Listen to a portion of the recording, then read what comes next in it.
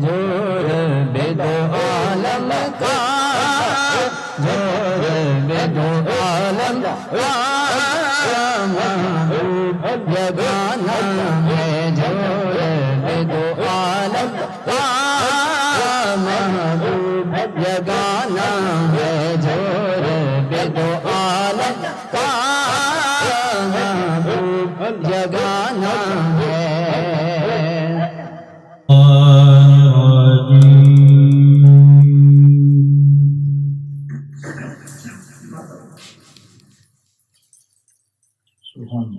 بسم الله الرحمن الرحيم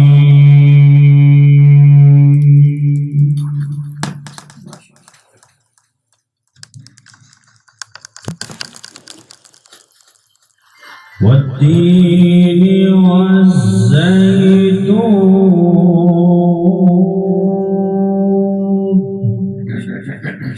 سبحان اللہ سبحان اللہ وطور سينين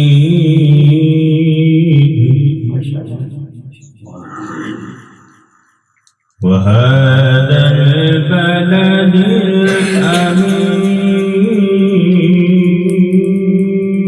الأمين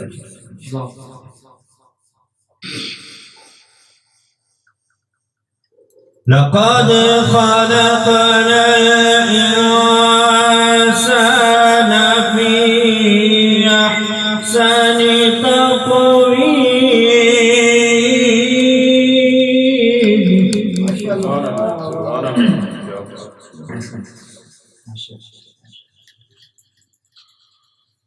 بسم الله الرحمن الرحيم والتين والزيتون والطور سينين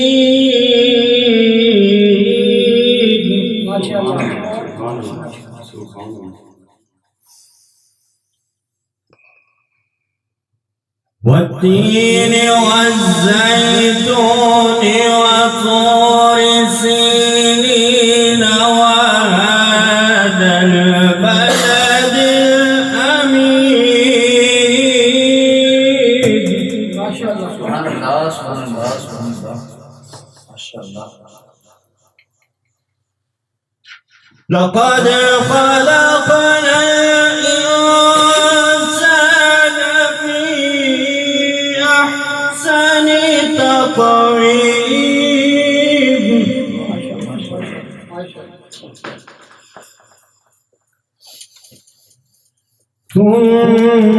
ثم رددناه أسفل سافلين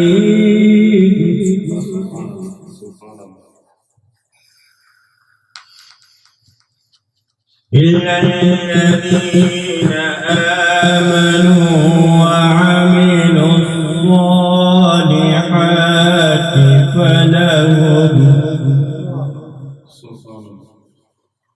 فلهم أجر غير ممنون سبحان اللہ سبحان اللہ فما يكذبك بعد بالدين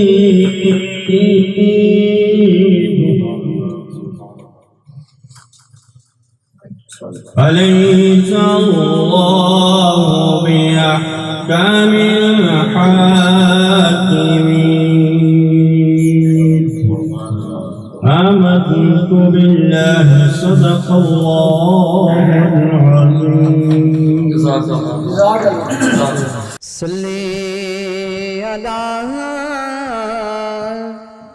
کریمنا صلی علی محمد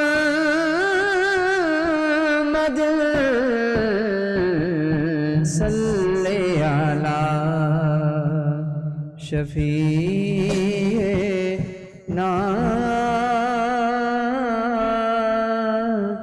صلی علی محمد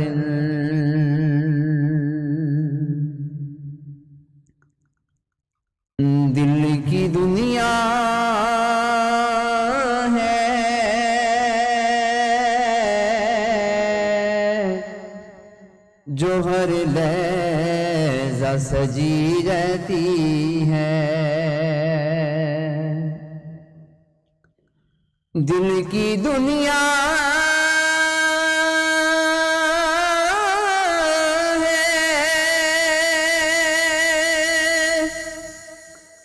جو ہر لحظہ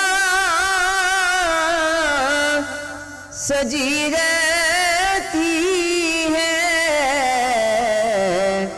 ان کے آنے کی مجھے آس لگی رہتی ہے، ان کے آنے کی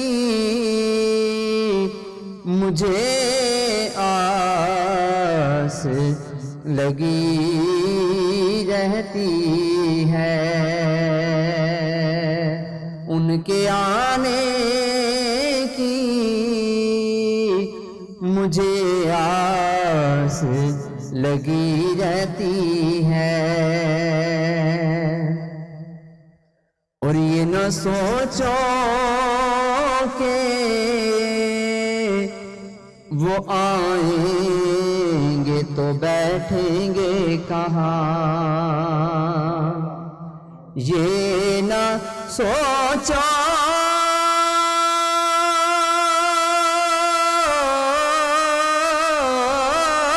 کہ وہ آئیں گے تو بیٹھیں گے کہاں، وہ تو خوشبو کی طرح دل میں اتر جاتے ہیں، وہ تو خوشبو کی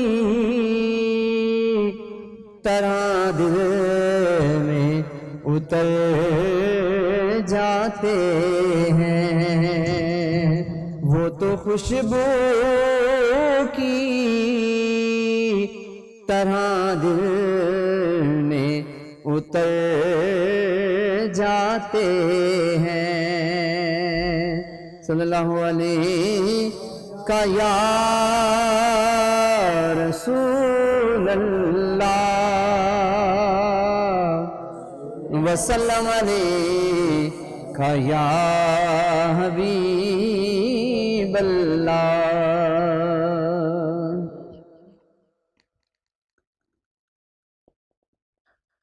درد دل کر مجھے عطا یا رب، درد دل کر مجھے عطا یا رب دے، میرے درد کی دوا یا رب، لاج رکھنے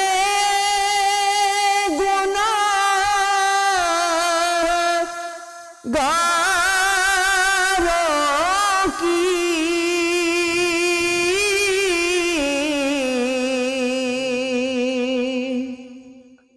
لاج رکھنے گناہ گاروں کی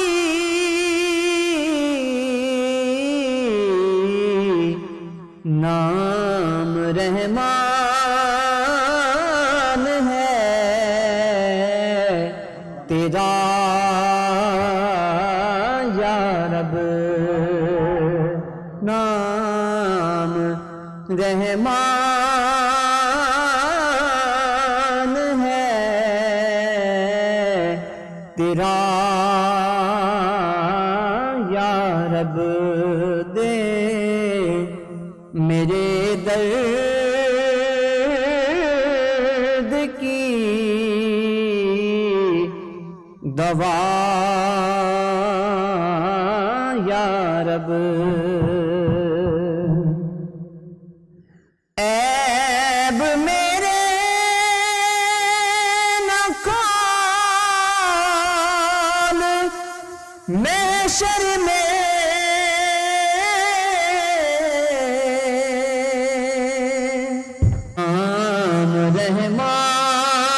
رحمان ہے تیرا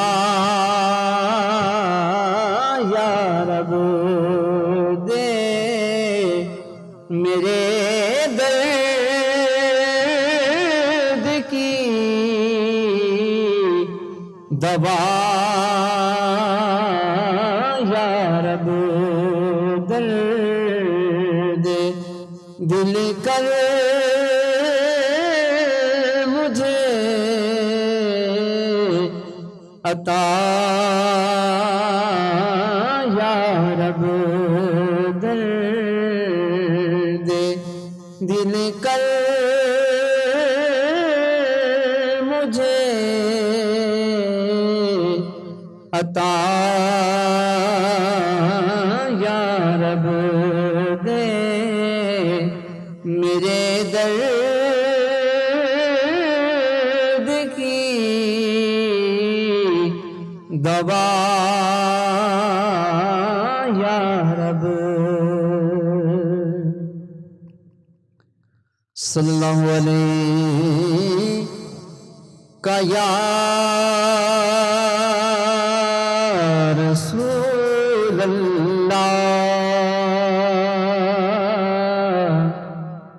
وسلم علیہ کا یا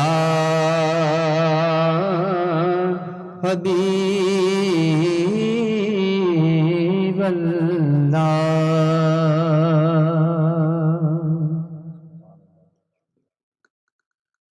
ایک میں ہی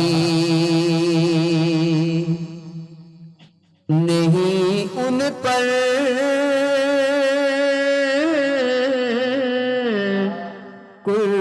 قربان زمانہ ہے ایک میں ہی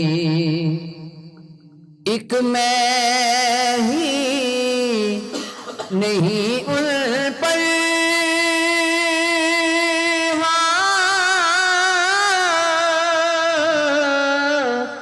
ایک میں ہی نہیں ان پر قربان زمانہ ہے جو رب دو عالم کا محبوب یگانہ ہے جو رب دو عالم کا جو رب دو عالم کا محبوب یگانہ ہے جو رب دو عالم کا محبوب یگانہ ہے جو رب دو عالم کا محبوب یگانہ ہے کل پل سے ہمیں جس نے خود پار لگانا ہے کل پل سے ہمیں جس نے خود پار لگانا ہے زہرا کا وہ بابا ہے زہرا کا وہ بابا ہے حسن لگانا ہے زہرا کا وہ بابا ہے زہرا کا وہ بابا ہے زہرا کا وہ بابا ہے حسن لگانا ہے زہرا کا وہ بابا ہے حسن لگانا ہے زہرا کا وہ بابا ہے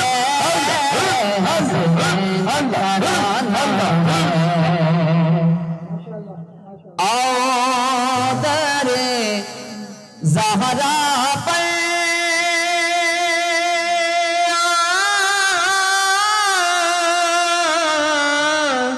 آدر زہرا پر پھیلائے ہوئے دامن ہے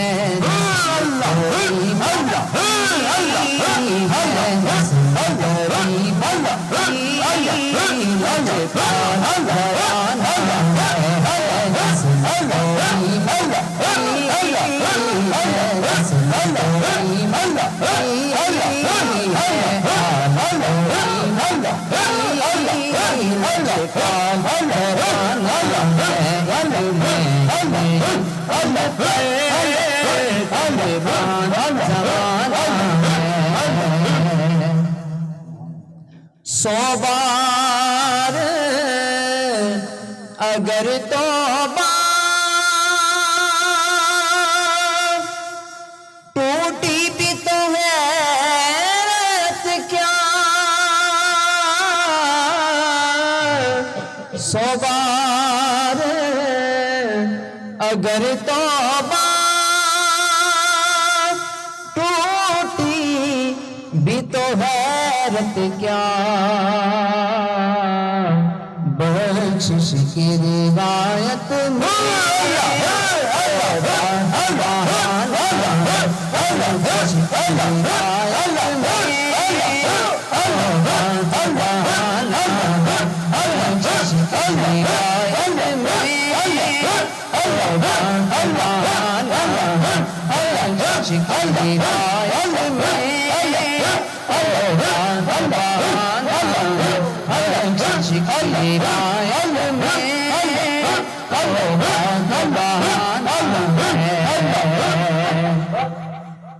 یہ کہہ کے در حق سے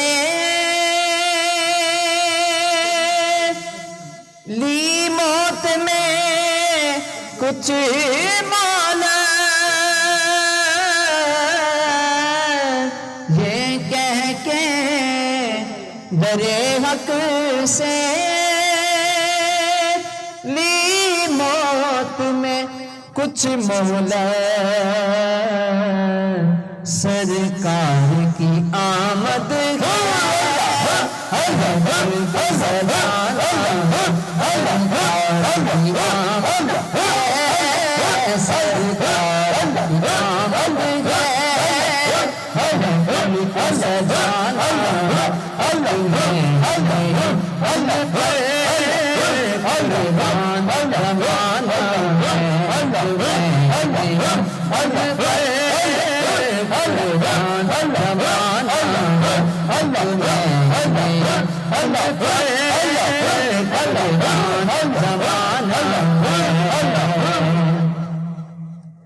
عزت سے نہ مر جائیں کیوں نام محمد پر، عزت سے نہ مر جائیں نہ کیوں نام محمد پر، ہم نے تو یوں بھی ایک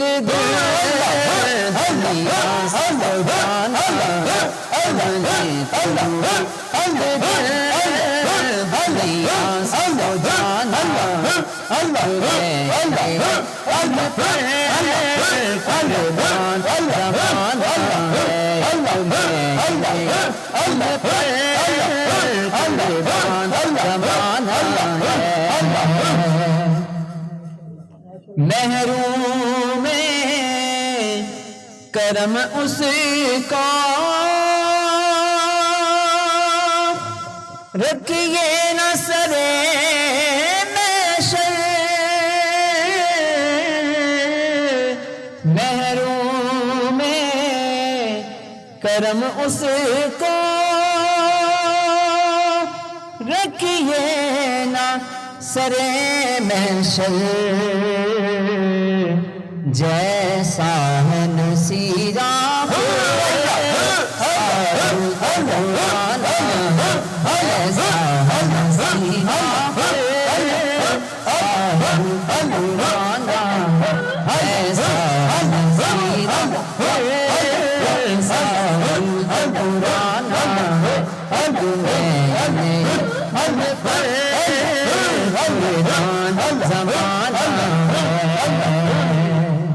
الحمدللہ رب العالمین والصلاة والسلام علی خاتم النبیین صلی اللہ علیہ وآلہ وسلم وبارک وسلم.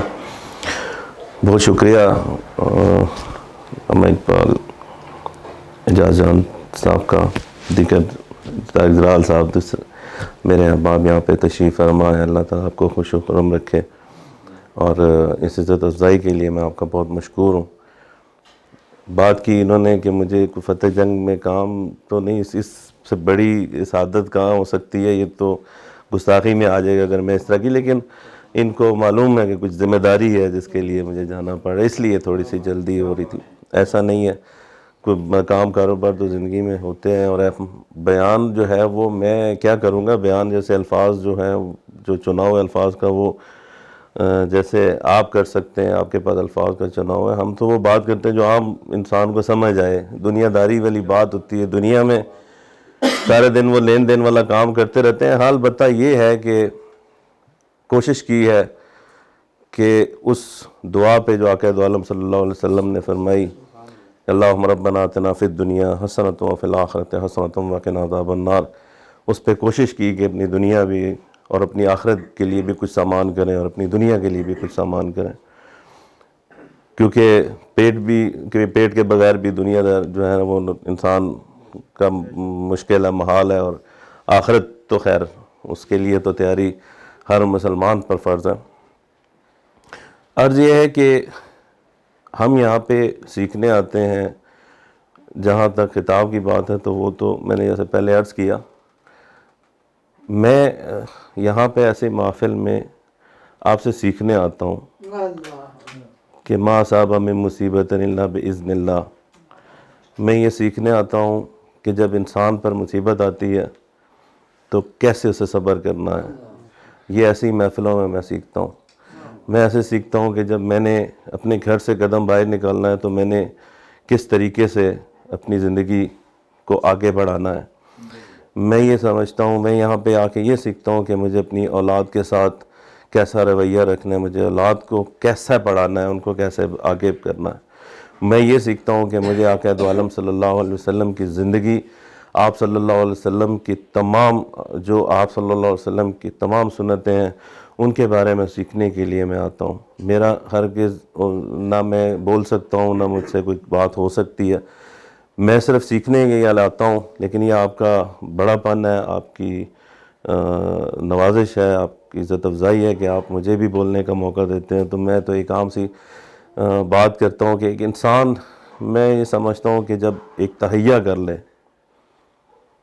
ایسی محفل میں جب انسان آتا ہے تو اس کا دل جو ہے وہ کھل جاتا ہے، اس پہ جو ہے وہ تجلیات آتی ہیں، اس کے دل میں، اس کے دماغ میں، اس کے دل پہ وہ چیز آتی ہے، وہ اس کا دل کھلتا ہے، وہ سمجھتا ہے کہ یار میں کہاں پہ غلط ہوں، میں کس جگہ میں نے غلطی کی ہے، کہاں پہ میں ٹھیک ہوں، کہاں پہ میں نے کسی کے ساتھ اچھا کیا، کہاں پہ برا کیا.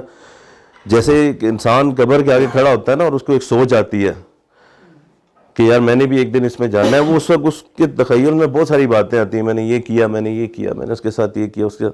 تو ایسی محفل میں بھی جب انسان بیٹھتا ہے تو اس کو اس طرح کے خیالات آتے ہیں. تو یہ سب سے بڑی جو سعادت ہے کہ انسان کے لیے، اور اس سے بڑی بات کیا ہو سکتی ہے، کیونکہ کام کاروبار تو چلتے رہتے ہیں انسان کے، وہ کون سا کوئی رکتے ہیں. لیکن جب ایک انسان یہاں پر بیٹھ کر، مطلب ہم لوگ یہاں پر بیٹھ کر ایک چیز کا ارادہ کریں کہ ہم نے یہ کرنا ہے، تو اس کے لیے پھر اس میں مصمم ارادہ اسی وجہ سے بنتا ہے. جیسے ایک مثال کے طور پہ، ایک جنگل کا سب سے بڑا، جنگل کا بادشاہ کس کو کہتے ہیں؟ سب نے یہ کہا شیر کو کہتے ہیں. لیکن میں یہ پوچھتا ہوں آپ سے کہ جنگل میں سب سے لمبا جانور زرافہ ہے، جنگل میں سب سے زیادہ طاقت ہاتھی کے پاس ہے، جنگل میں سب سے زیادہ تیز اور پھرتیلا جو ہے وہ چیتا ہے، جنگل میں سب سے زیادہ ہوشیار جو ہے وہ لومڑی ہے یا بندر ہے. شیر کے پاس نہ طاقت ہے ہاتھی جیسی، نہ اس کے پاس قد ہے، نہ اس کے پاس پرتیلا ہے وہ، نہ ہی وہ سمجھدار ہے. لیکن وہ شیر کیوں ہے؟ وہ جنگل کا بادشاہ کیوں ہے؟ کیونکہ جب وہ کسی بھی جانور کے سامنے جاتا ہے تو وہ کہتا ہے میں اسے تسخیر کر لوں گا. اس کا ایک ارادہ آتا ہے، وہ یہ کہتا ہے میں یہ کروں گا، I will do it، اور وہ کر جاتا ہے.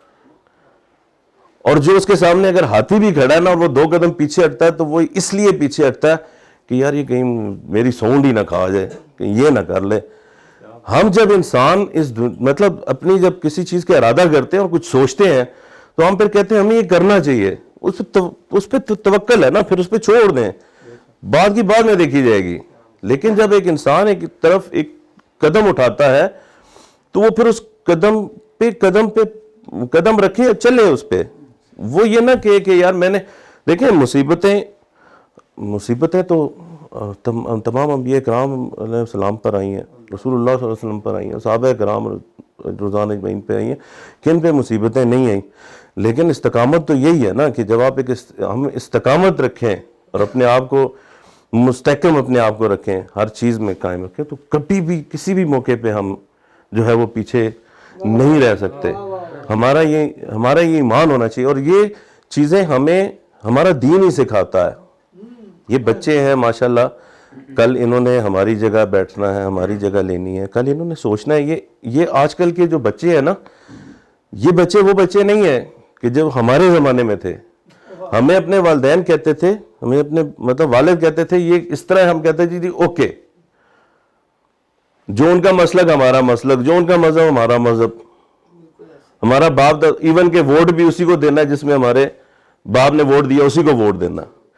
آج کا بچہ جو ہے وہ انٹرنیٹ کا بچہ ہے. ہم یہ کہتے ہیں کہ بعض چیزوں میں دلیل نہیں مانگتے، جیسے سور کھانا جو ہے نا حرام ہے، اس میں دلیل نہیں، یہ دلیل نہیں ہے کوئی، مطلب دلیل نہیں لینی چاہیے. بہت سارے ایسے معاملات ہیں اس پہ دلیل لینی چاہیے. لیکن یہ جو انٹرنیٹ والا بچہ ہے اس کو دلیل چاہیے. ہمیں اپنے دین پر اتنی کم از کم اتنا آپ کے پاس سمجھ بوجھ ہونی چاہیے ہمیں اپنے دین کے متعلق کہ ہم اس کے لیے کوئی دلیل رکھ سکیں، اس بچے کو ہم دلیل دے سکیں. کیونکہ آج کا بچہ وہ بچہ نہیں ہے جو ہم تھے. آج کا بچہ اپنا جس طرف سے وہ مطلب جو چیز اس پہ حاوی ہوتی ہے وہ اس کو اپنا لیتا ہے، چاہے وہ مذہب ہے، چاہے وہ مسلک ہے، چاہے وہ ووٹ ہے، چاہے کچھ بھی ہے. وہ نہیں دیکھتا اپنے آباء و اجداد کو، اپنے بڑوں کو نہیں دیکھتا. یہ آج کا جو دور ہے، میں اس دور کی بات کر رہا ہوں. تو ہمیں اپنے بچوں کو جب ایسی محفل میں آتے ہیں، بیٹھتے ہیں، ہمیں انہیں کو سمجھانا چاہیے، ہمیں انہیں ایک وے دینا چاہیے، ایک رستہ دینا چاہیے. جب وہ کوئی بات پوچھیں تو یہ نہیں کہنا چاہیے جی یہ نہیں ہے، اس کا اگر خود نہیں ہے پتہ تو یہاں پہ عالم دین بیٹھے ہیں تشریف فرما، مطلب بہت سارے آپ کے ہر علاقے میں، ان سے پوچھیں جا کے کہ جی ہمیں یہ مسئلہ ہے، میرے بچے نے یہ پوچھا ہے، مجھے بتائیں. مجھے بڑا اچھا لگا، میں رات کو جا رہا تھا تو ایک میری بچی، میری چھوٹی سی 3-4 سال کی ہے، جہاں صاحب نے دیکھی ہے، تو میرے ساتھ بیٹھی تھی. تو ایک مسجد کے سامنے گزرے نا تو مجھے وہ کہتی ہے کہ بابا آپ اس جنت میں آتے ہو. تو مجھے نا مطلب اس کی بات بڑی اچھی لگی. میں کہتی بابا آپ اس جنت میں آتے ہو، تو اس نے مجھے بتایا کہ یہ جنت ہے. جنت تو دنیا میں ہمیں دی ہوئی ہے اللہ نے نا. سوچنے کی بات ہے کہ اگر ہم سوچیں کہ دنیا میں جنت تو اللہ نے دی ہوئی ہے ہمیں، اور جنت کیا کون سی دے گا؟ دنیا میں تو جگہ جگہ ہر گلی میں ہمیں جنت دی ہوئی ہے، اپنے گھر کے آگے جنت دی ہوئی ہے. لیکن اس کو کوئی جنت سمجھے تو تب نا، جب ہم اس کو جنت سمجھیں گے تو وہ جنت ہمیں لگے گی. میں آپ کو بتایا تخیل جو شیر کی مثال تھی وہ اسی لیے کہ یار میں یہ کام کر سکتا ہوں، اس کو پتہ ہے میں کر سکتا ہوں اور وہ کر جاتا ہے. تو ہم بھی اسی طرح اگر اپنی زندگی میں دین اور دنیا کو ساتھ ملا کے چلیں. بات ہو رہی ہے یہاں پہ محفل ذکر و نعت کی، بات کسی اور طرف چلی گئی ہے. لیکن میرا ایک مطلب میں نے آپ کو بتایا کہ میں ایک عوام جو بات ہوتی ہے نا کہ اس طرح کی بات ہو جو کسی کو جو مطلب ایک عام انسان کو سمجھ جائے. وہ آپ کی اصل میں باتیں بہت گہری ہوتی ہیں، بہت ساری باتیں ایسی گہری ہوتی ہیں جو مجھے بھی سمجھ نہیں آتی ہیں. آپ مطلب میری اور اعجاز صاحب کی ہماری ایک رفاقت ہے مدینہ پاک کی، اور وہاں سے ہمارا ایک تعلق جڑا، اور اسی تعلق کو الحمدللہ بہت سارے نشیب و فراز آئے، بہت ساری طارق جلال صاحب کو وہاں اس چیز کے بہت سارے نشیب و فراز آئے، بہت ساری بات، لیکن ہر دفعہ جو ہے نا وہ کیونکہ نسبت جو ہے وہ آقا دو عالم صلی اللہ علیہ وسلم کی ہے، کہ وہ شعر ہے ایک، بصارت کھو گئی لیکن بصیرت تو سلامت ہے، مدینہ ہم نے دیکھا ہے مگر نادیدہ نادیدہ، مدینہ ہم نے دیکھا ہے مگر نادیدہ نادیدہ۔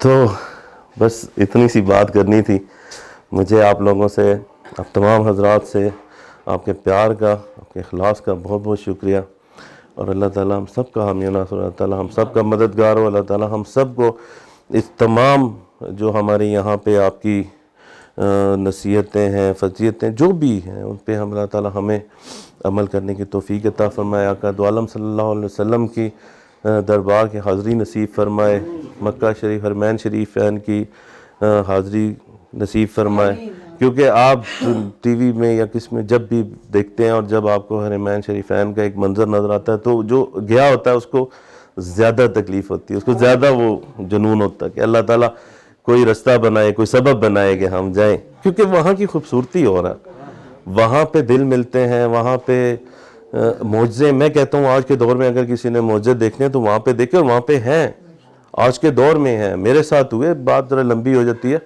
میرے ساتھ ایسے واقعات ہوئے، میرے ساتھ معجزات ہوئے، میں نے ان سے بیان بھی کیا وہاں پہ، اور میرے اور ان کے ساتھ اکٹھے بھی ہوئے، میرے ساتھ بیان بھی کیا ہم نے ایک دوسرے کو، ایسا ہوا جی، انہوں نے کہا جی اچھا ایسا ہو، میرے ساتھ بھی یار ایسے ہی ہوا، تو وہ مطلب وہاں کا جو ہے وہ ایک اپنا انداز ہے، ایک اپنی خوبصورتی ہے، تو بہت بہت شکریہ آپ کا، زیادہ وقت تو میں نہیں لوں گا، اللہ تعالیٰ آپ کو سب کو سلامت رکھے، اور اللہ تعالیٰ آپ کا سایہ ہم پہ سلامت رکھے، بہت بہت اما بعد فاعوذ باللہ من الشیطان الرجیم، بسم اللہ الرحمن الرحیم، ونفخت فیہ من روحی، صدق اللہ العظیم۔ قال اللہ تبارک و تعالی فی مقام آخر، ثانی اثنین اذ ہما فی الغار اذ یقول لصاحبہ لا تحزن ان اللہ معنا، صدق اللہ العظیم۔ ان اللہ و ملائکتہ یصلون علی النبی یا ایھا الذین آمنوا صلوا علیہ وسلموا تسلیما، بآواز بلند الصلاۃ والسلام علیک یا سیدی یا رسول اللہ وعلی آلک واصحابک یا سیدی یا حبیب اللہ، الصلاۃ والسلام علیک یا سیدی یا نبی اللہ وعلی آلک واصحابک یا سیدی یا رحمۃ للعالمین۔ حمد و ثنا کے بعد معزز سامعین و ناظرین، السلام علیکم ورحمۃ اللہ وبرکاتہ۔ جیسا کہ آپ کے علم میں ہے کہ آج کی یہ محفل پاک محفل ذکر و نعت کے عنوان سے انعقاد پذیر ہے، جس کی صدارت پیر طریقت رہبر شریعت حضرت علامہ مولانا پیر اعجاز جان سیفی صاحب دامت برکاتہ عالیہ فرما رہے ہیں۔ محفل کی زینت محترم المقام واجب الاحترام محترم جناب قاری محمد آصف صاحب، اور ہمارے مہمان خصوصی محترم مقام واجب الاحترام کسی تعارف کے محتاج نہیں جناب محترم ملک بابر صاحب، اور آج کے یہ 25 چینل جو ہے مرزا طارق جلال صاحب، دیگر جتنے مہمانان گرامی ہیں، اللہ رب العزت سب کا آنا اپنی بارگاہ میں مقبول و منظور فرمائے۔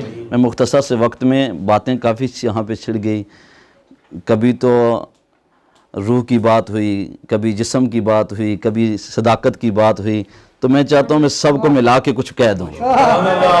حضرت صاحب نے بھی ماشاءاللہ جو بات کی ہے، بات بڑی سادہ تھی، لیکن اگر وہ بات ان کی گہرائی میں جو تو بہت کچھ ہے اس بات میں بھی۔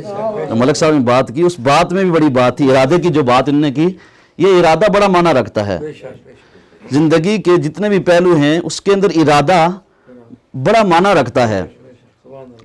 تو اللہ رب العزت نے حضرت انسان کو جو بنایا، حضرت جو آیت پڑھ رہے تھے، وَإِذْ قَالَ رَبُّكَ لِلْمَلَائِكَةِ إِنِّي جَاعِلٌ فِي الْأَرْضِ خلیفہ، اور یاد کرو. کیا کرو؟ یاد کرو. یاد کس چیز کو کیا جاتا ہے؟ جو کوئی ہو، میں کہوں نا حضرت آپ کوئی بات یاد کریں تو آپ کہیں گے جی کس چیز کو یاد کریں، کیا ہوا تھا؟ مطلب پہلے جو ہوا تھا اس کو یاد کرو. ربو کا للملائکتی، جب آپ کے رب نے کہا تھا للملائکتی فرشتوں کے لیے کہ انی جاعل فی الارض خلیفہ، کہ میں اپنا ایک نائب بنانا چاہتا ہوں، خلیفہ بنانا چاہتا ہوں. فرشتوں نے آگے سے کہا اتجعل فیہا من یفسد فیہا ویسفک الدماء. مالک تو اس کو یہ مشورہ ہو رہا تھا نا فرشتوں کے ساتھ اللہ کا، تو اس لیے ہم کہتے ہیں نا کہ مشورہ کر لیا کریں، کیونکہ مشورہ کرنا اللہ کی سنت ہے. اللہ کی کیا ہے؟ اب اللہ نے فرشتوں سے مشورہ کیا. اللہ کو مشورے کی حاجت ہے؟ ضرورت ہے؟ نہیں ہے. ہماری تعلیم کے لیے، ہماری تعلیم کے لیے فرشتوں نے آگے سے کہا اتجعل فیہا من یفسد فیہا ویسفک الدماء، کہ مالک تو ایسے شخص کو خلیفہ بنانے لگا ہے جو زمین پر جائے گا اور وہاں پر جا کر فساد کرے گا. کیا کرے گا؟ فساد کرے گا، خون ریزی کرے گا. وَيَسْفِكُ الدِّمَاء. فرشتوں نے جواب میں جو دیا وہ اللہ کی بارگاہ میں یہ دیا کہ اس کو نہیں بنانا ہے. نحنو نسبح بحمدک ونقدس لک، ہم تیری تسبیح و تحلیل کے لیے کافی ہیں. ہم اللہ اللہ کریں گے، ہم تیری تسبیح بھی کریں گے، تحلیل بھی بیان کریں گے، ہم کافی ہیں. کسی اور کی ضرورت ہے؟ کسی اور کی ضرورت ہے؟ اللہ نے فرمایا انی اعلم ما لا تعلمون، جو میں جانتا ہوں وہ تم نہیں جانتے، جو میں جانتا ہوں وہ تم نہیں جانتے. اب کیا ہوا؟ اللہ نے کیا کیا؟ وَعَلَّمَ آدَمَ الْأَسْمَاءَ. کیا کیا؟ علم آدم الاسماء كلها ثم عرضهم على الملائکۃ فقال. اب اللہ نے کیا کیا کہ وہ سارے کے سارے جو علوم تھے نا، سارے علوم میں پتہ کیا آتا ہے؟ سارے میں اول تا آخر، اول تا اس علماء نے یہاں پر بات کرتے فرمایا یہ سوئی نہیں ہے، اس کے جو نقشہ نہیں ہوتا اس کا علم بھی سارا اللہ نے دے دیا حضرت آدم کو. اب وہ کیا کر دیا؟ فرشتوں کے سامنے پیش کر دیا.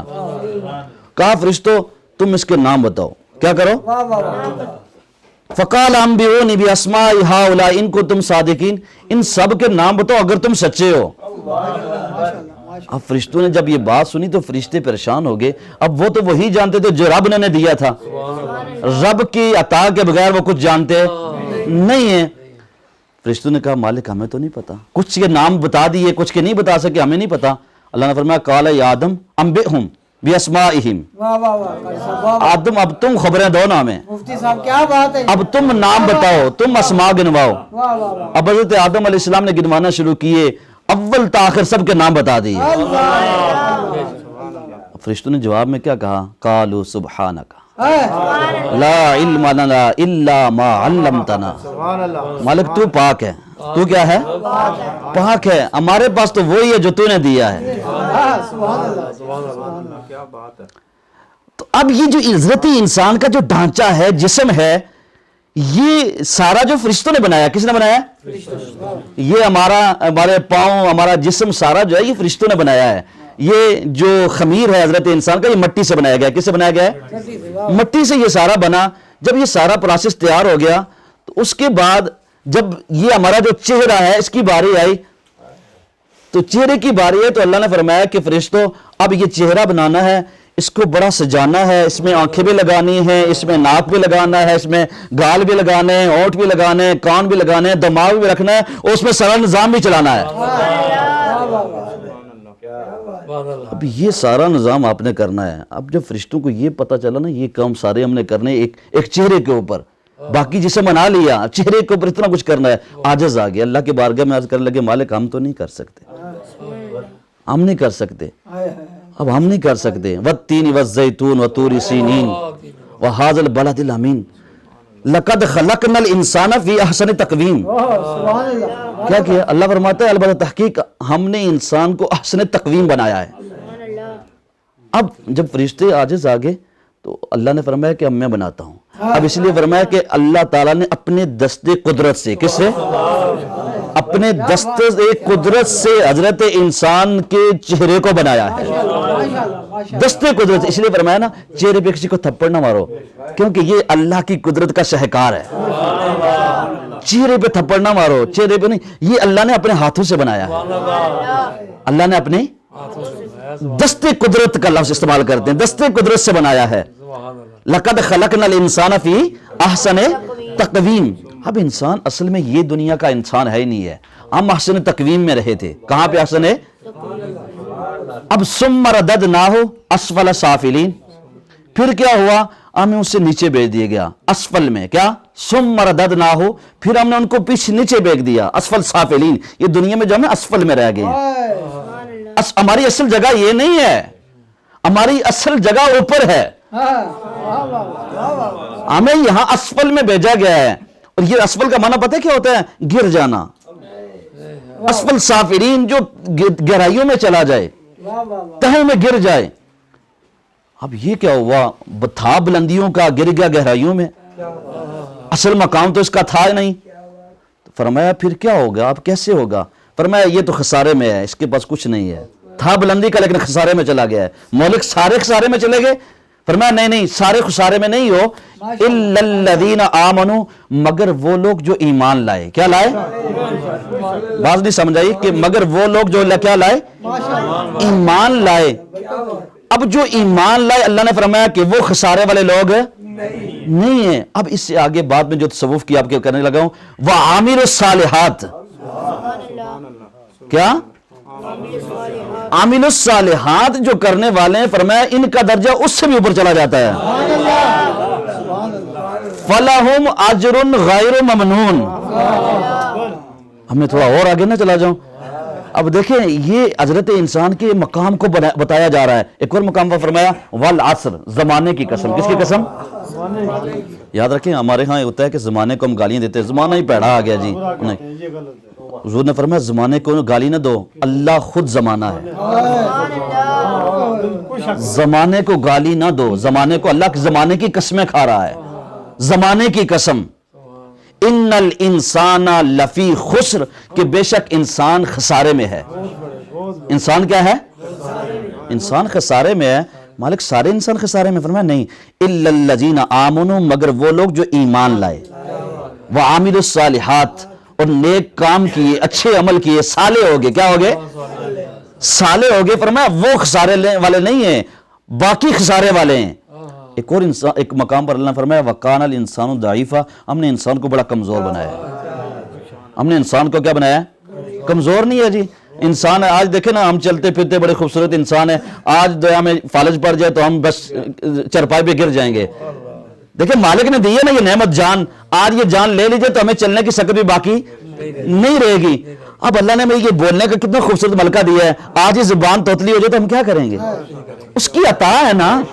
یہ دماغ جس سے ہم ساری دنیا کے ساتھ کھیل رہے ہوتے ہیں، سارے معاملات کر رہے ہوتے ہیں، آج یہ دماغ کام کرنا چھوڑ دے تو ہمیں لوگ پاگل کہیں گے. خوبصورت نوجوان ہے لیکن اسے اپنے رستے کا پتہ نہیں ہے. کیا ہوا اس کو؟ جی اس کا دماغ کام نہیں کرتا. تو کمزور ہے نا انسان. کیا ہے؟ وَقَانَ الْإِنسَانُ ضَعِيفًا. ہم نے کمزور کو، انسان کو کمزور پیدا کیا ہے. کمزور ہے، یہ طاقتور نہیں ہے. لیکن ہم نے ہر طاقتور کو اس کمزور کے تابع کر دیا ہے. ہر طاقتور کو اس کمزور کے ہم نے کیا کر دیا ہے؟ تابع کر دیا. ساری کائنات دیکھیں، دنیا کی جتنی مخلوقات ہے، جیسا ملک صاحب بات کر رہے تھے، وہ جب بھی کوئی چیز کھانے کا ارادہ کرتی ہیں، جب بھی کسی چیز کو پکڑنے کا ارادہ کرتی ہیں، انہیں سر بھی جھکانا پڑتا ہے، اپنی ٹانگیں بھی جھکانی پڑتی ہیں، جھکنا پڑتا ہے. اللہ نے حضرت انسان کو اشرف المخلوقات بنا کر کہا تو نے جھکنا کسی اور کے سامنے نہیں، صرف میری بارگاہ میں جھکنا ہے. تو یہ ہاتھ دے دیے، تو نے روٹی کے اوپر بھی نہیں جھکنا ہے، یوں اپنے ہاتھ کو لے کے یہاں پہ ہی کھانا ہے. بس جھکنا ہے تو میرے سامنے جھکنا ہے. اب وَنَفَخْتُ فِيهِ مِن رُوحِي، جو میں نے آیت پڑھی تھی، اصل بات آپ کو بتاؤں، نفخت فیہ من روحی، اللہ نے فرمایا ہم نے تمہارے اندر روح کو ڈالا ہے. کیا ڈالا ہے؟ کس کو؟ روح. یہ اللہ نے ہمارے اندر امانت رکھی ہے. کیا رکھی ہے؟ امانت رکھی ہے. اب آپ کو پتہ ہے امانت کی تعریف کیا، اس کی ڈیفینیشن کیا ہوتی ہے؟ امانت کا مطلب ہوتا ہے کہ امانت جس طرح رکھی جائے ویسے ہی اس کی حفاظت کی جائے، اور جب امانت لینے والا آئے تو اس کو امانت ویسے ہی سپرد بھی کی جائے. امانت کا اور اللہ فرمایا کہ ہم نے تمہیں روح دی ہے، تمہارے اندر پھونکی ہے. یہ جو روح پھونکی ہے اللہ نے ہمارے اندر، یہ امانت ہے ہمارے پاس. کیا ہے یہ؟ کس کی امانت ہے؟ اللہ کی امانت. کس کی امانت ہے؟ یہ روح جو اللہ نے ہمیں امانت دی ہے، یہ امانت اللہ نے ایک دن واپس لے لینی ہے.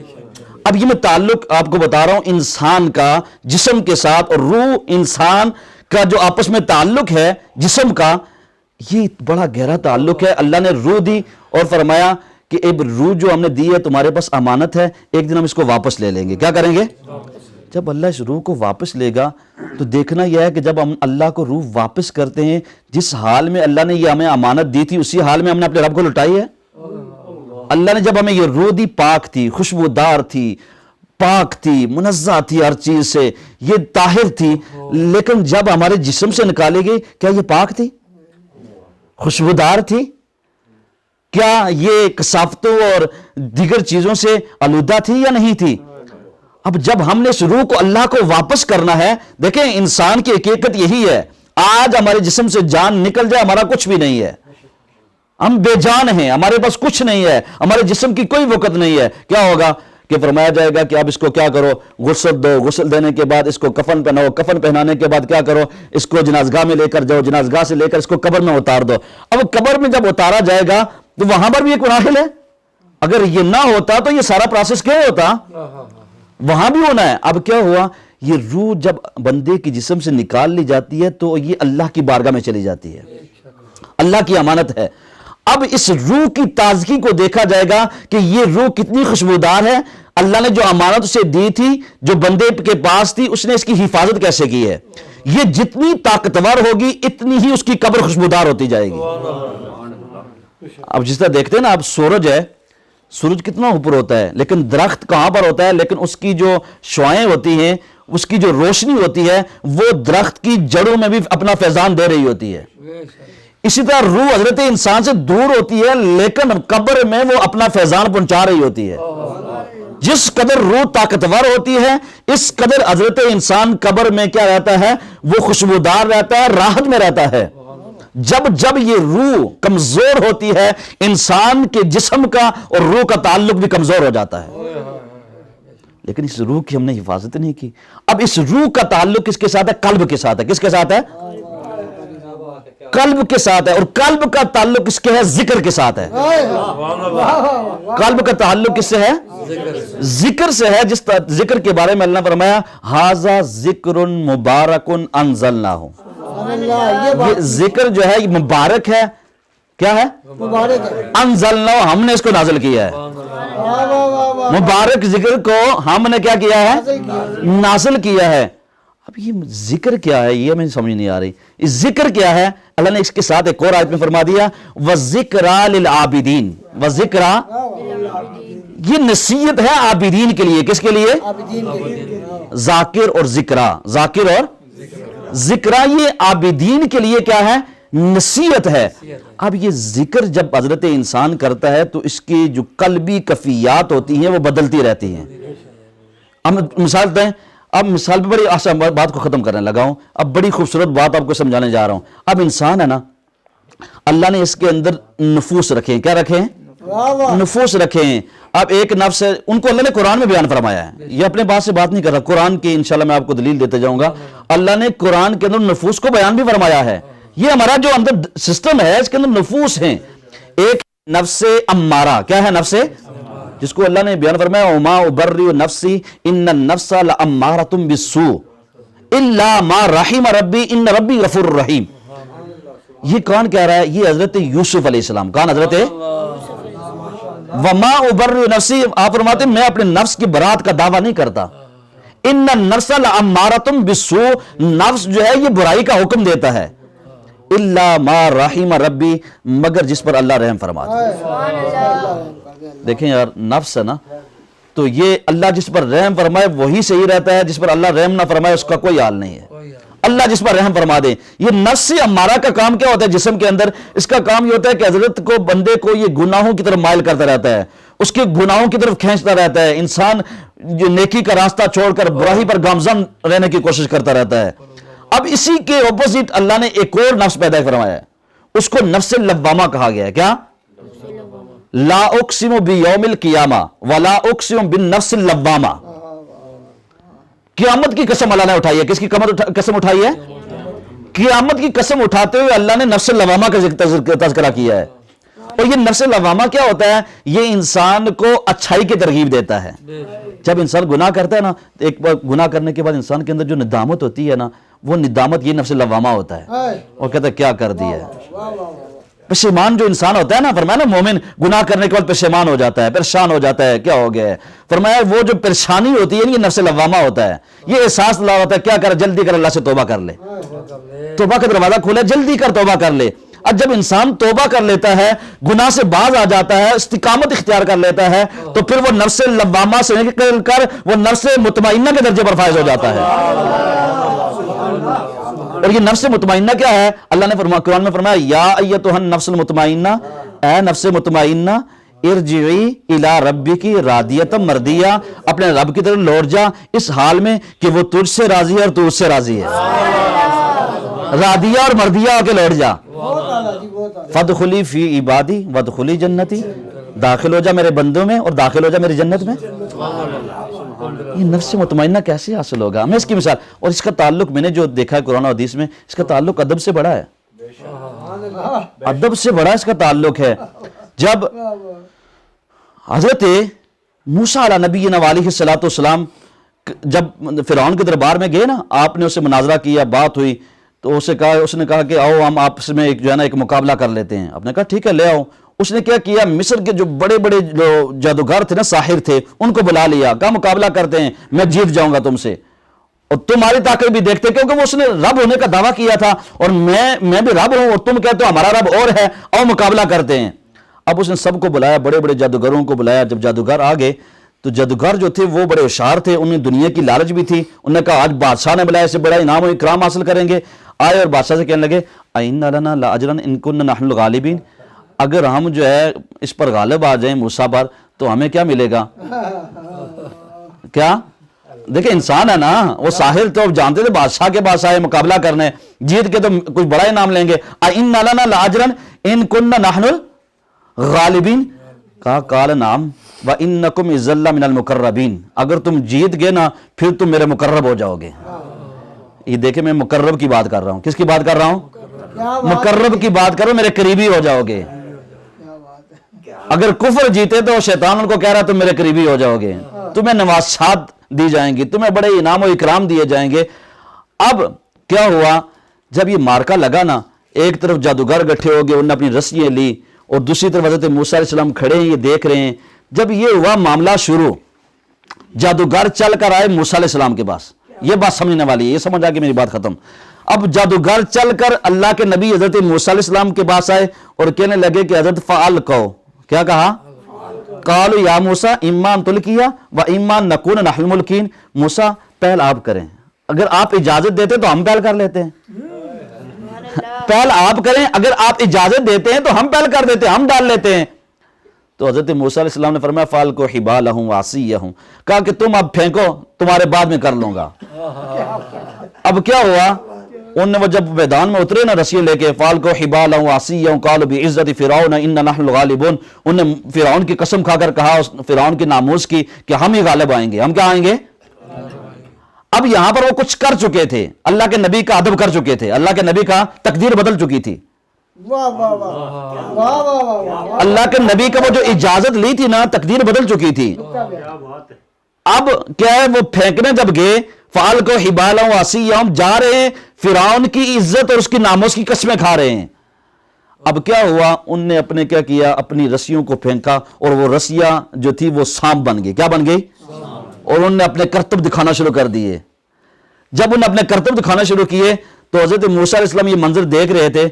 आपने क्या किया, आपने अल्लाह की बारगाह में अर्ज की, मालिक अब मैं क्या करूं? और क्या मूसा फ़ाल का मूसा आसा फ़इज़ा हिय तलक़फ़ु मा याफ़िकून, कि मूसा तुम अपना आसा फेंको, ये अपना डंडा जो हाथ में नहीं पकड़ा हुआ है, अब इसको फेंको। जब आपने अपने आसा को फेंका ना, तो उसने वो सारे जो छोटे छोटे अदात है ना, वो थी लकड़ी, लेकिन अब वो लकड़ी ना रही। जब अल्लाह ने फरमाया ना फेंको, जब फेंका तो वो जो लकड़ी थी वो अजदहा बन गई। اب جب وہ اژدہا بنی تو سب کو کھا لیا, چھوٹی چھوٹی جو سانپ تھے نا رسیاں, سب کو کھا لیا. اب جب سب کو کھا لیا نا تو جادوگر تو بڑے سیانے تھے, وہ اپنا کرتب دکھا چکے تھے, کاریگر بھی تھے, انہیں پتہ چل گیا کہ ہم مارے گئے. لیکن ادھر ادب جو کیا تھا اللہ نے رحم بھی کر دیا. اب کیا کیا, انہوں نے سب کو چھوڑ دے. فَأُلْقِيَ السَّحَرَةُ سَاجِدِينَ, وہ سارے کے سارے سجدے میں گر گئے. فَأُلْقِيَ السَّحَرَةُ ساجدین, کہنے لگے قالوا آمنا برب العالمین رب موسیٰ و ہارون, ہم ایمان لائے. قالوا آمنا برب العالمین, ہم تمام جہان کے پالنہار پر رب پر جو ہے ایمان لائے. ربی موسیٰ و ہارون, موسیٰ اور ہارون کے رب پر ہم ایمان لے آئے. اب یہاں علماء نے رک کے ایک بات لکھی ہے, انہوں نے فرمایا کہ یہ جو سارا کچھ انہیں ملا نا فیضان, یہ کوئی اور وجہ نہیں تھی. وہ پہلے کفر اور شرک اور طرح طرح کی برائیوں میں ملوث تھے, وہ آئے تھے نبی سے مقابلہ کرنے لیے. بس یہاں پر آ کر جو انہوں نے نبی کا ادب کیا ہے, جب وہ آئے تو وہ نفس لوامہ پر فائز تھے. کس پر تھے؟ نفس امارہ پر فائز تھے. لیکن جب انہوں نے نبی کا ادب کیا تو وہ نفس امارہ سے چل کر نفس لوامہ پہنچ گئے. لمحے میں, یہ ایک لمحے میں سفر طے ہو رہا ہے ادب کا. ادب سے وہ نفس امارہ سے نفس لوامہ پہ پہنچ گئے. اور جب نفس لوامہ میں پہنچے تو اللہ نے ان پر کرم کیا. حضرت موسیٰ علیہ السلام کی نگاہ ان پہ پڑی. اس ادب کے صدقے سے ہوا کیا, اب وہ ایک لمحے کے اندر جب ان نے یہ مقابلہ چھوڑ کر فَأُلْقِيَ السَّحَرَةُ سَاجِدِينَ قَالُوا آمَنَّا بِرَبِّ الْعَالَمِينَ ربی موسیٰ و ہارون کہا نا, تو پھر فرعون نے قال فرعون آمنت بہ قبل ان آذن لکم ان ھذا.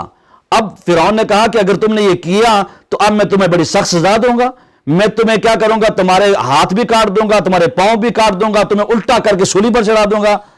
انہوں نے کہا فرعون اب جو کرنا ہے تو کر لے.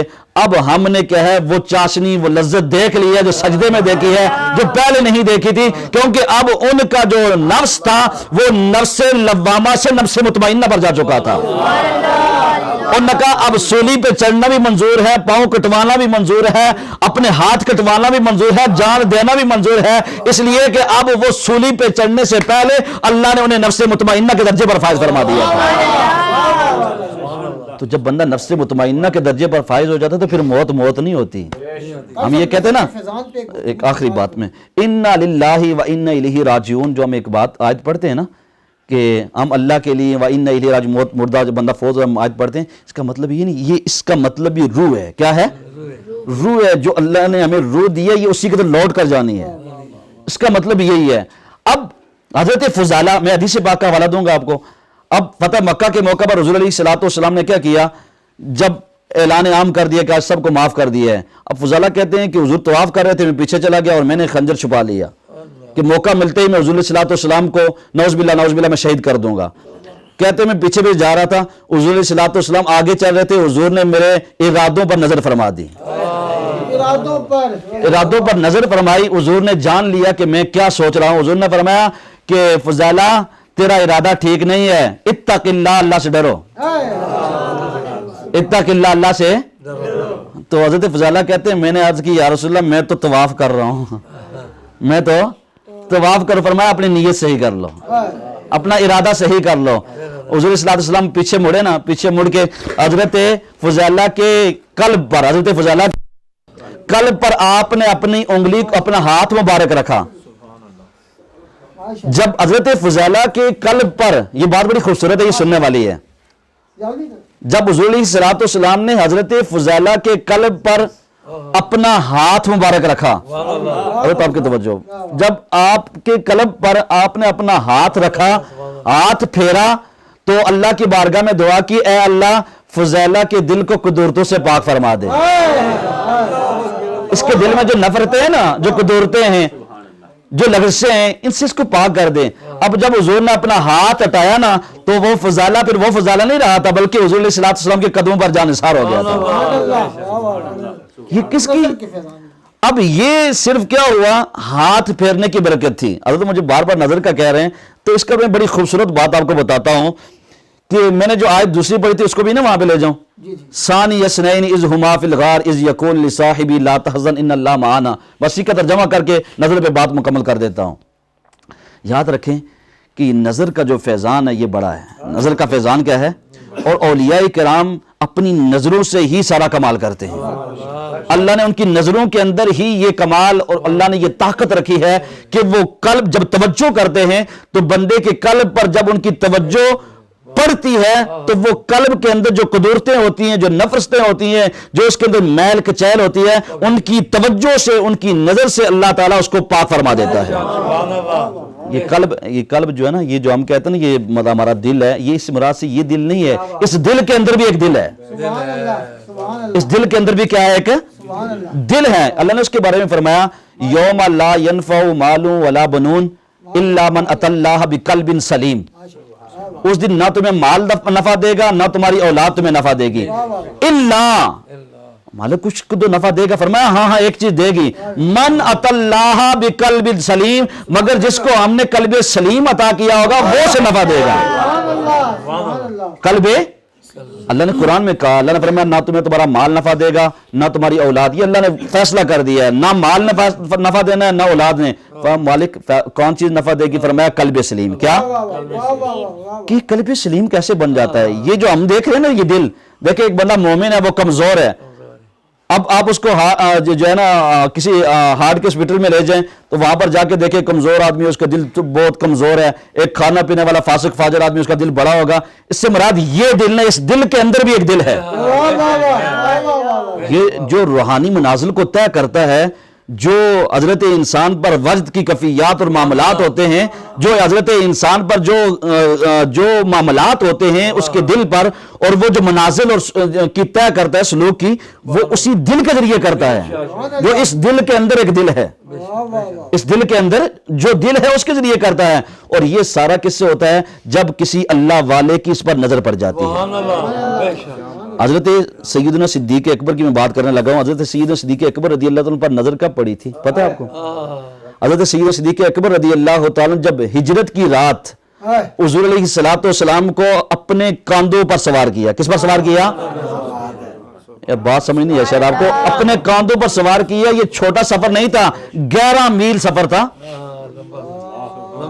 11 میل کا سفر اپنے کندھوں پر، جہاں پر آج ہم وہاں جدید دور میں جا کر چڑھنا ہمارے لیے کیا ہے؟ مشکل ہے. مجھے بتاؤ کہ جس قلب پر میرے مصطفیٰ جان رحمت کے قدم لگے ہو 11 میل، نظر کی بات ابھی نہیں کر رہا، ابھی میں حضور کے قدمین شریفین کی بات کر رہا ہوں. جس قلب پر 11 میل حضور کے قدم لگتے رہے، جس قلب کو، جو قلب حضور کے قدموں کے بوسے لیتا رہا ہوگا، اس قلب کا کیا حال ہو چکا ہوگا 11 میل تک. کیونکہ نقشبندی حضرات ان کا فیضان وہاں سے آتا ہے. میں نے کہا پیر کی بات ہو تو بڑے پیر کی ہو نا. دیکھیں کائنات میں حضور سے بڑا کوئی پیر ہے، اور کائنات میں سب سے بڑا کوئی اگر مرید ہے اور پہلا مرید ہے وہ سیدنا صدیق اکبر رضی اللہ تعالیٰ. آپ سے سچا، آپ سے سچا، آپ سے پکا، آپ سے زیادہ عاشق، آپ سے زیادہ عابد، آپ سے زیادہ جانثار، آپ سے زیادہ حضور علیہ السلام پر مر مٹنے والا کوئی مرید پیدا ہی نہیں ہوا ہے. حضرت خواجہ اجمیر رحمۃ اللہ علیہ فرماتے ہیں، آپ فرماتے ہیں جو اخص الخاص مرید ہوتے ہیں نا، ان کے بارے میں آپ فرماتے ہیں کہ 20 سال اس کا نامہ اعمال جو ہے نا وہ گناہوں سے پاک ہونا چاہیے. کتنا؟ 20 سال نامہ اعمال میں گناہ ہو ہی نہ. یہ مرید کی تعریف آپ نے کی ہے. اور ہم جو سلاسل میں ہیں نا، سلسلہ نقشبندیہ، سروردیہ، چشتیہ، ویسیہ، سروردیہ، یہ سارے بزرگ ایک ہیں. ان کی آپس میں اگر آپ محبتیں دیکھیں، ان کی آپس میں عقیدتیں دیکھتے ہیں. مجدد الفسانی رحمۃ اللہ علیہ، مجدد اور یہ جن کے مرید ہیں نقشبندی حضرات، جتنا بھی سلسلہ یہ ہے، مجدد الفسانی رحمۃ اللہ علیہ، یہ وہ شخصیت ہیں جن کا تذکرہ احادیث میں موجود ہے. اب کہیں کہ سب کیسی بات کر گئے، آپ جا کے یعنی کہ 10ویں 11ویں صدی میں آئے ہیں اور حدیث میں ان کا تذکرہ. جمع الجوامع امام جلال الدین سیوطی رحمۃ اللہ علیہ کی کتاب ہے، اس میں آپ نے اس حدیث کو تذکرہ کیا ہے کہ حضور علیہ السلام نے پہلے ہی نشاندہی فرما دی تھی کہ 11ویں صدی میں ایک شخص آئے گا جس کا نام ہوگا مجدد الفسانی. کیا آپ احمد الفاروقی؟ اب احمد حضور نے فرمایا تھا اسمو کا اسمی، کیا اسمو کا، اس کا نام میرے نام پر ہوگا، اس کا نام میرے نام پر ہوگا، اور وہ دو جابر سلطان جو ہوں گے، بین السلطانین جابرین، وہ دو جابر سلطانوں کی حکومت میں آئے گا. یہ مجدد الف ثانی کی بات حضور نے کی ہے. اور یہ مجدد الف ثانی جن کی بات حضور کر رہے ہیں، یہ جب اجمیر جاتے ہیں، اجمیر پہ جا کر وہاں پر آپ مراقبہ کرتے ہیں. کیا کرتے ہیں؟ مراقبہ بھی آپ سمجھتے ہوں گے. مراقبہ کرتے ہیں، اور مراقبہ کرتے ہوئے آپ وہاں سے فیضان لیتے ہیں. یہ کس کے پاس گئے؟ چشتیوں کے پاس گئے. کس کے پاس گئے؟ فیضان لینے کے بعد باہر آپ آ کر کہتے ہیں کہ آج مجھے یہاں سے بہت کچھ ملا ہے،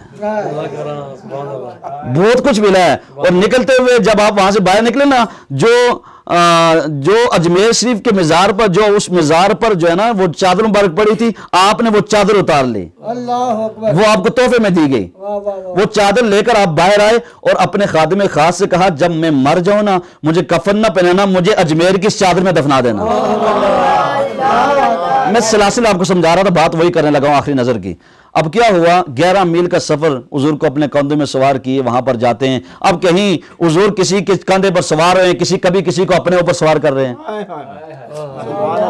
مولا کائنات کو اپنے اوپر سوار کیا نا. فرمایا تھا بت توڑو.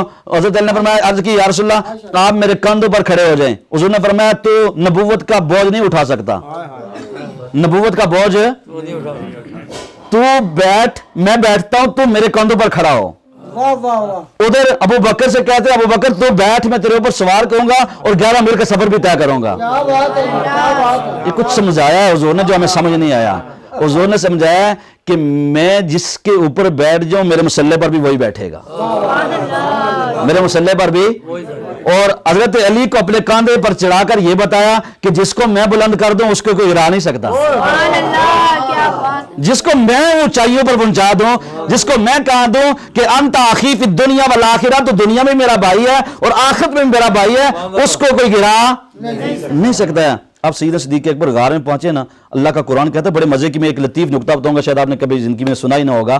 ثانی اثنین اذ ہما فی الغار، جب غار میں داخل اللہ فرمایا دو میں سے دوسرا.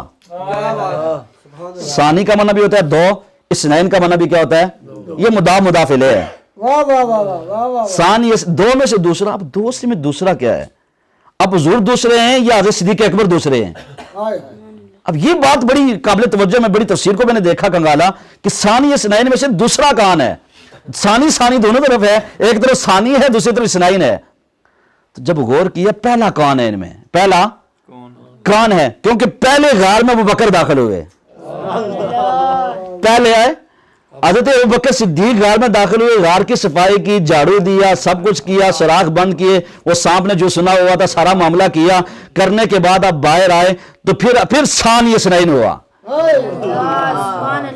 اللہ نے فرمایا کہ اثنین میں جو پہلا ہے وہ ابوبکر ہے. وہ کون ہے؟ کیونکہ یہ وفا میں بھی پہلے ہے، غار میں داخل ہونے میں بھی پہلا ہے، جانثاری میں بھی پہلے ہے. اور حضور جب ہجرت کی رات گئے نا تو حضور اپنے گھر سے باہر نکلے، دیکھا ابوبکر باہر کھڑے تھے. حضور نے فرمایا ابوبکر میں نے تو صرف علی کو بتایا، تجھے کیسے پتا میرے گھر کے باہر کھڑا ہے؟ یا رسول اللہ آپ ایک دن آپ نے کہا تھا نا میں ہجرت کر کے جاؤں گا اور میرے ساتھ ایک میرا دوست ہوگا. اور وہ جو بات میں نے سنی تھی نا، اس دن سے آج تک میں کبھی رات کو سویا نہیں ہوں. ہر رات آپ کے حجرہ انور کے باہر آ کر کھڑا ہو جاتا ہوں. وہ رات کون سی آئے گی جو آپ مجھے اپنے ساتھ منتخب کر لیں گے اور میں آپ کے ساتھ سوار بن کر جاؤں گا. اس رات سے میں کبھی سویا، یہ اس کی باتیں، میں سویا نہیں ہوں. جا کر آپ کی دہلیز کے باہر کھڑا ہو جاتا ہوں. یا رسول اللہ کب وہ وقت آئے گا؟ فرمایا اس دن سے میں یہاں پر کھڑا ہوں. اب کیا ہوا؟ جب ثانی اثنین غار میں داخل ہوئے، اس یقول لصاحبہ، جب کہا اپنے صاحب کے لیے، کس کے لیے؟ لا تحزن ان اللہ معنا، پریشان نہ ہو، غمگین نہ ہو، ان اللہ معنا، بے شک اللہ ہمارے ساتھ ہے. اللہ ہمارے کیا ہے؟ 3 دن وہاں پر رہے، 3 راتیں. اب مجھے بتائیں 3 دن اور 3 راتیں جو یہ محبوب و محب کی بھی آپس میں ملاقات ہوئی ہوگی. دیکھیں میں بلا تشبیہ بلا مثال آپ کو بات سمجھانے جا رہا ہوں، بلا تشبیہ بلا مثال. میں آپ کو کہیں اور نہیں لے جا کر، یہاں پر ہی رکھ کے بات بتا رہا ہوں. میں آپ کو لے جا رہا ہوں مجدد الف ثانی کے پیر کے پاس. آپ کے پیر کا نام کیا پتا ہے آپ کو؟ حضرت خواجہ باقی باللہ رحمۃ اللہ علیہ. حضرت خواجہ آپ کے پیر و مرشد ہیں، حضرت خواجہ باقی باللہ رحمۃ اللہ علیہ. آپ کے پاس میں آپ کو لے کے جا رہا ہوں. آپ ایک مرتبہ کیا ہوا, رات کو کوئی مہمان آگے جو وہاں پر جو تھا نا بورچی جو نان پکانے والا, تو آپ نے کہا یار روٹی شوٹی لے آنا, رات سردی کی, میں نے پہلے بھی شاید آپ کو یہ وہاں واقعہ سنایا ہے, رات کا وقت ہوا تو آپ نے کہا روٹی لے آ. وہ گیا, اس نے سردی کی یخ بستہ رات سی سر, اس نے کھانا بنایا, اچھا کھانا تیار کر کے حضرت کی خدمت کی. خدمت کرنے کے بعد آپ کو جو ہے نا جوش آ گیا. حضرت خواجہ باقی باللہ جو مجدد الفسانی کے بھی پیر ہیں, جوش آ گیا. انہوں نے کہا آج کچھ مانگ, جو مانگے گا وہ تجھے دوں گا. اب کیا ہوا, وہ سیانہ تھا, پاس رہنے والا تھا. وہ جب حضرت خواجہ باقی باللہ رحمۃ اللہ اپنے کمرے میں بیٹھتے تھے, جب انوار و تجلیات آپ پر برستی تھی تو وہ دیکھتا رہتا تھا باہر سے, نور کی شعاؤں کو وہ اپنی نظر سے دیکھتا رہتا تھا. اس نے کہا وہی لوں گا. حضرت اگر آپ دینا ہی چاہتے ہیں, آپ نے مجھے کہہ دیا ہے, تو پھر مجھے اپنا جیسا بنا دیں. آپ نے فرمایا کہ تو میری جیسا نہیں بن سکتا, کچھ اور مانگ لے, یہ بڑا مشکل کام ہے, تو برداشت نہیں. اس نے کہا حضور برداشت کرنا بعد کی بات ہے, ابھی مجھے جو آپ نے کہا وہ بنا دیں. فرمایا آ جاؤ. آپ اپنے کمرے میں لے گئے. رات سے لے کر صبح تک حضرت خواجہ باقی باللہ رحمۃ اللہ نے کمرے کو بند کر دیا اور نظر فرمائی. اب پیر کامل نے مرید کامل پر نظر فرمائی, اور جب رات کی نظر پڑی, اور ایک رات کے اندر ایک جو تندور پر بیٹھنے والا شخص تھا, جو روٹی پکانے والا شخص تھا, عام شخص تھا, ایک رات کی نظر کا فیضان اتنا تھا کہ وہ صبح ہوئی, جب دروازہ کھلا پتہ نہیں لگتا تھا خواجہ باقی باللہ کون ہے اور تندوری کون ہے. میں بات سمجھانے لگا نظر کی.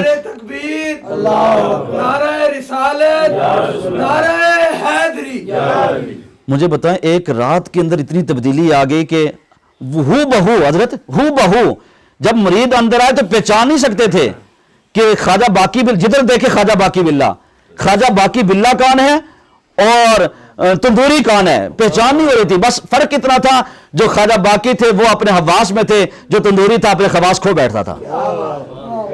3 دن زندہ رہا وہ تندوری, اس کے بعد وہ اس کی روح جو ہے کف سے انسی سے پرواز کر گئی. مجھے بتاؤ اگر ایک رات کا یہ فیضان ہے نظر کا, تو 3 دن اور 3 راتیں ابو بکر حضور کی مائیت میں رہیں گے تو کیا کچھ لیا ہوگا.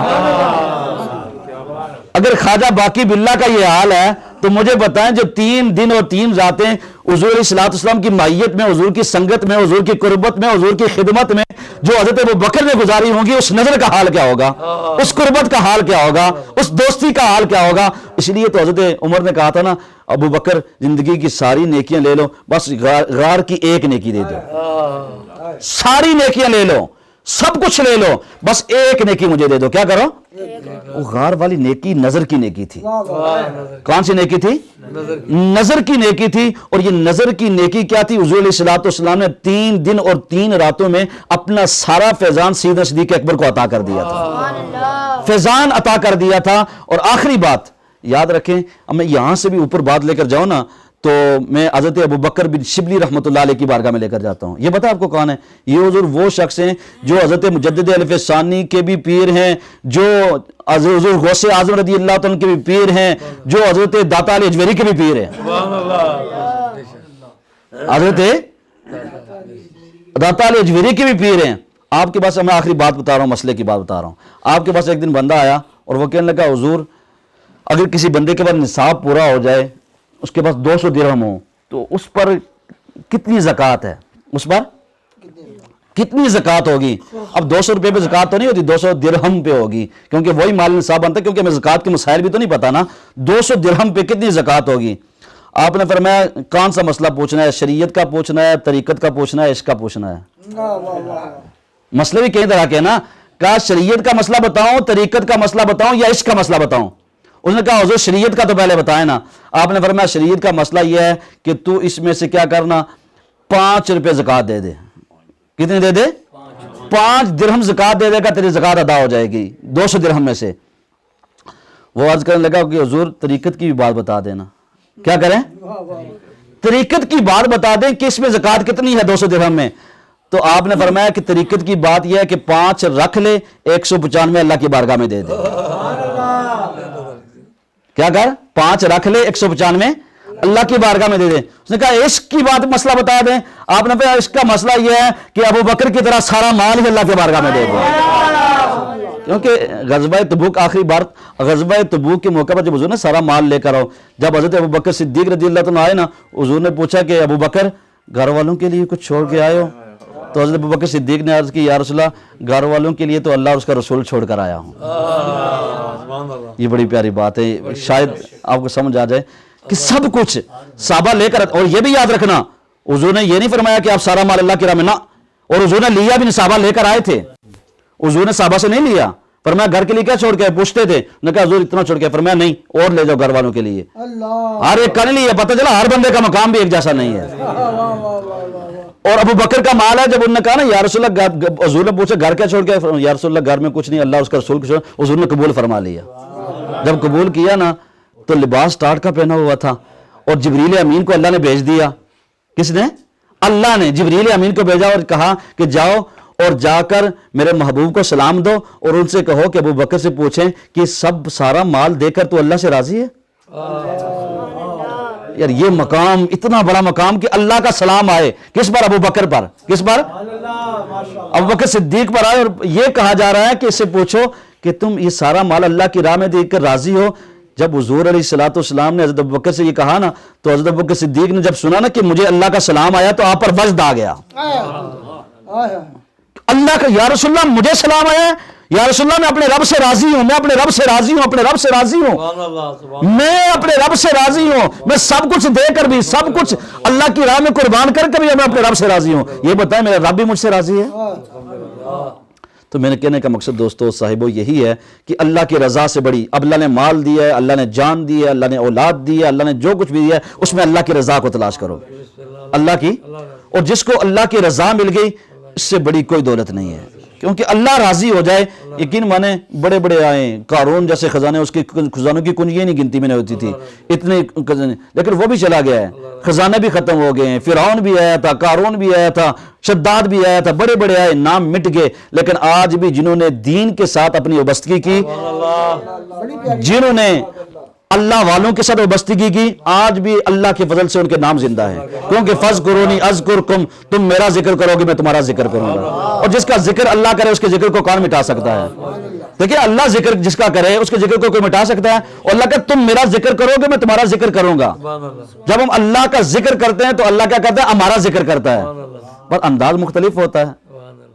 ہم ذکر کرتے ہیں بندوں میں بیٹھ کر، یہ محفل ہوئی ہے نا، اتنے صاحبان بیٹھے تھے، یقین مانے مزہ ہے، ایسی روحانی محفل تھی کہ اب یہاں پر بیٹھ کر ہم نے اللہ کا ذکر کیا ہے، مجلس میں بیٹھ کر اللہ نے ہمارا ذکر فرشتوں میں کیا ہے، ہم پتہ نہیں کیسے اندر سے کیسے ہمیں پتا ہے، اندر کا حال تو بندے کو پتا ہوتا ہے نا، اب ہمیں کیا اندر کے کیسے ہمارا تذکرہ یہاں پر ہو رہا ہے، اور ذرا سوچو کہ جی یہ جو ہم باتیں کر رہے ہیں اللہ کے بارے میں، اللہ کے حبیب کے بارے میں، اللہ کے نیک بندوں کا تذکرہ کر رہے ہیں، حضور نے فرمایا کہ انبیاء کا ذکر عبادت ہے، اولیاء کا ذکر گناہوں کا کفارہ ہے۔ جو ہم تذکرہ کر رہے ہیں تو فرشتے جو اللہ کی بارگاہ میں جو ہمارا تذکرہ ہوگا اس کا حال کیا ہوگا؟ تو میرے دوستو آج کی اس نشست کا یہاں سے ہم نے یہ لے کر جانا ہے کہ اللہ والوں کے ساتھ اپنی نسبتوں کو پکا کریں، اور یہ نسبتیں جب پکی ہو جاتی ہیں اللہ کا بڑا کرم ہوتا ہے بندے پر، اور یہ جب دل پھر جاتے ہیں تو اللہ تبارک و تعالیٰ کی طرف سے ان دلوں پر جو تجلیات اور جو انوار کی بارش ہوتی ہے، اللہ تبارک و تعالیٰ ان انوار و تجلیات کی بارش سے بندے کو ہر چیز سے مالا مال فرما دیتا ہے۔ اللہ تعالیٰ ہم سب کا حامی و ناصر ہو، وما توفیقی الا باللہ۔